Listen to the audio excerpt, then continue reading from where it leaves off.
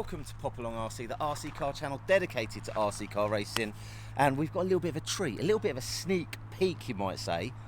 We are here at the Hearts Club here in the UK, and it's going to be hosting a European competition next week. They've done so much work. The track, there's a new layout. Should we go have a look? Come with me, come with me. Now, I'll tell you what, actually, we'll have a quick look at ground level and then we'll head up onto the rostrum and have a look at the track from up there. I can already see that some of these features are absolutely amazing. So as you can see here, they are busy at work. We've got some new pipes to go in. Layout wise, they have changed the layout completely. We've got people out there watering the track, rolling the track. They've got some serious kit here at Hearts. They've also repainted all the pit entry and everything. It is looking amazing. Been shut for a couple of weeks now. So we are now on the track here. This is an old section. This is like the brick floor, or the patio as it were. And we've got the start finish and we're going to head out onto the straight. Now, this part of the track is pretty much the same as it always has been. I've heard that this is the biggest overhaul they've had of the track in about 8 years. They've invested about 20 grand into making what we've got out here now. So let's do a quick track walk and see how we get on. So we are at the end of the straight now, and we have got this lovely banked turn, a multi-terrain track this one, but as you can see, you've got the roller going off over here. They've changed this first section massively. Now, we're having a chat with the guys here, and what they're saying is they're really keen to make a track where there are overtaking opportunities. So they've intentionally designed certain parts of the track to allow multiple lines in and out, so there's opportunities for overtaking. And I'm going to show you one of those right now. Okay, so got the roller behind, so I'm going to talk up a little bit. Now, behind me you can see a nice little turn just through here, and they've deliberately made it so it's off camber. So if you're about 6 inches wide of the apex, you start to drop down and it's going to pull you out wide. So it's all about getting nice and clean on that turn. If you keep the line nice and tight, you're going to carry speed. If you do drift out wide, you're going to get pushed down into the hole, and it's going to cost you a lot of time in the turn. So other parts of the track, obviously we've had the patio section, we've got the concrete section over there, we've got a lot of dirt and clay, but we've also got a few little sections where we've got wood, just to mess with your wheels a little bit more. Okay, so I'm back over onto the Astro section.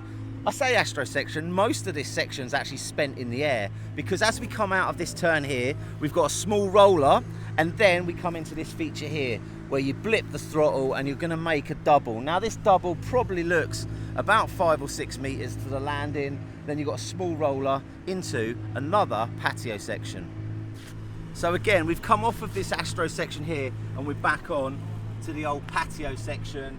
They kind of link up, and then we're coming back out now into a dirt section. So off of a tight turn, we've got a small double. This track is going to be super technical. Okay, again, at this part of the track, they've made quite a few changes. So when we've run here in the past, you ended up coming all the way back up to the back fence, and you had a long straight that cut you all the way back down onto the main straight. Now, what they've done now is, instead of doing that, you've cut back in, we come through this lovely little section, we've got a big jump to land in, we've got a roller, an Astro little mini table. So coming down into this section, onto the patio again, then we've got a medium double into a tiny double. The tiny double then goes into a hairpin, and it's back down and off to the start of the track again. So looking at the surface of the track, around here there's a few sandy looking features, there's some dirt features, but this section, super hard, packed in. This is really a multi-terrain track. There's features that resemble an American track, there's features that resemble a more European track. We've got wooden sections, dirt sections, Astro sections, we've got the patio section. There's a little bit of everything on this track, so it's going to make for some really interesting racing. So if you can see the rostrum up behind, super high vantage point here, but at this end of the rostrum they've actually added a ref's box, so there's going to be officials up there so they can direct the racers from the rostrum. So they've obviously spent a lot of money on this track. They've got some amazing machinery here doing the graft, but they've also got plenty of bits to like make the track look pretty. We like a pretty track, don't we, boss? We do, we do. They've done a lot of paint work as well. Look at that.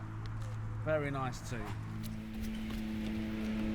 I'll tell you what, it's nice and cool underneath this roof at the moment, but hopefully the weather's going to be amazing next week. The track and the rostrum are looking amazing. They've actually changed the rostrum quite a bit. In the past, they had full height pillars between each driver, whereas now they've gone waist height, so you've got your designated space for where you're going to stand. But by getting rid of the upper part, it actually opens up visibility for drivers. So I am here with Jim. Now Jim, what a fantastic facility you have here. We've been having a quick look at the crawler track over there, which was amazing. I think you had a crawler event on recently. We've got our Pop Along Vintage GP over on the Astro track. But can you tell me, what are you preparing this amazing 1/8 track for now? Well, we have the EFRA, which is the European Federation, the European Championship for 1/8 off-road nitro buggy for the class of over 40s and over. Currently we've got about 130 entrants for that, coming from all over Europe, Finland, Estonia, Sweden, Germany, France, big team for France coming, and of course the UK. I believe Germany are currently the champions, but I don't think once we get here there'll be a British champion, we hope. So. Okay, and I don't need to be rude, but do you qualify to race at this one? Unfortunately, I do. I even qualify for the over 55s as well. So they have an over 55s event as well there within the championship as well. So how long have you been racing for? I started racing 1/8 in 1978. 1978. So wow. A very, very long time. There's still some people racing who've been racing that long. Obviously Mark Stitson, who's now the BRC chief referee, he used to race. Tommy Chung, he's still racing. I remember him. A chap called Alan Harmon, who used to own Racer magazine, he used to race, and there's still quite a lot of people racing. Darren Warburton is another one. Every now and again, old face will appear from 20-30 years ago, come and have a little nosy, probably come back for a couple of years, then we don't see them for another 5 or 6 years, so people never give up. It's the sound of nitro that just attracts everyone. Yeah, so speaking of like nitro and this track in particular, what can you tell us about the history of this club? How long have you been sort of involved? So we've been here for about 16 or 17, 2003 I think we moved here. So how many years is that? Was it 2000? Oh, 2005 we moved here. Okay, so 20 years. 20 odd years. So before that we were at Sandy, just outside a place called Beeston in near Sandy. There was a track. Unfortunately they built houses near there, so eventually we lost the track due to noise complaints. So we packed up sticks there and we found this facility. We've been there ever since. Now it is an amazing facility, and what sort of work are you doing in preparation for the Euros? For the event I believe we had to change the track by 50%, but we've decided to commit suicide and change it by about 80%. Wow. So it's quite a big change. It needed a refresh. Although we've tweaked the layout over the last probably 10 years, it still inherently was the same layout, but now we have a lot more different options. I think it's going to be more raceable. We've got one side of the track's definitely European and the other side's more like American motocross style track. So we're hoping to give the club a refresh, get the numbers back up to where they were a couple of years ago. And I'll tell you what, we are hoping to pop along. We haven't actually got any nitro. We did do a nitro race against Mr. Talbot.